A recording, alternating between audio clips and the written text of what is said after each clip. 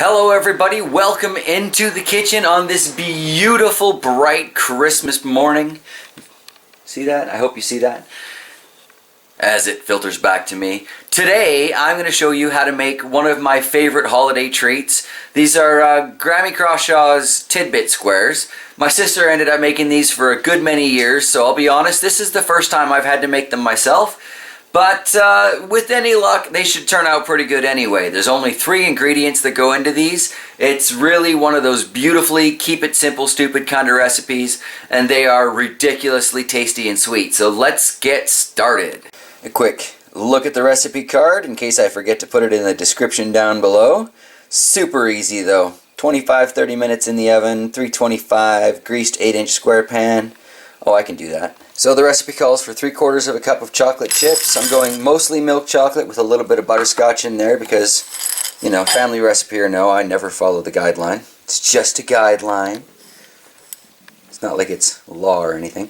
And, you know, my sister used to make these with all kinds of different meltables, and basically anything that will melt and is sweet will do the trick here. So that should be pretty tasty. So next I need 1½ cups of graham crackers, well crushed.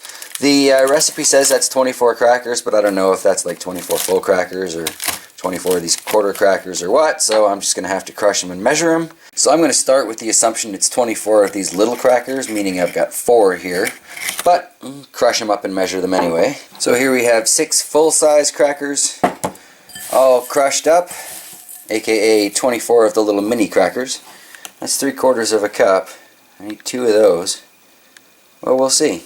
Well, there's my first 3/4 of a cup, but I only got about 2/3 of my second 3/4, so I'm going to crush up another 2 of the full-size crackers and see if we can top that up for the proper 1½ cups of crushed graham crumbs. Well, that finished off what I needed, so I'm going to go with 8 full-size crackers to get the required crumbs. But, you know, cracker sizes are different in lots of places, so I'd still crush it and measure it if you're going to try this at home. Alright. So into that we're going to add our sweetened condensed milk. I'm going to need a spatula to get that in there. And we'll mix that all together. Do-do-do-do-do. It's like the molasses of milk. Now that we've got that mixed up, kind of looks like bad oatmeal at this point, but we're going to mix in our 3/4 of a cup of sweet and meltable goodness. Like I said, milk chocolate and butterscotch this time around. Oh yeah, see, now we've got more of an oatmeal raisin cookie look going on there. But we're still making Tidbit squares, I swears. Alright, next we need our pre-greased 8x8 cake pan. Now I'm going to try and pour this in there, but yeah. But a cameraman can help. It reminds me like the old Dairy Queen Blizzard ads. I don't know if you even know what a Dairy Queen is, but hey, those who do know what I'm talking about. Alright, I am going to spatula this into the greased 8x8 cake pan, and we'll get back to you. Now this is a nice and thick treat, and these do need to be cut into little tiny squares. That's why Grammy called them Tidbits. This is not a brownie-sized square unless you want to be a diabetic overnight, okay? So just know that going in. Now we've got that kind of evenly distributed in the cake pan. It's time to throw her in the toaster oven.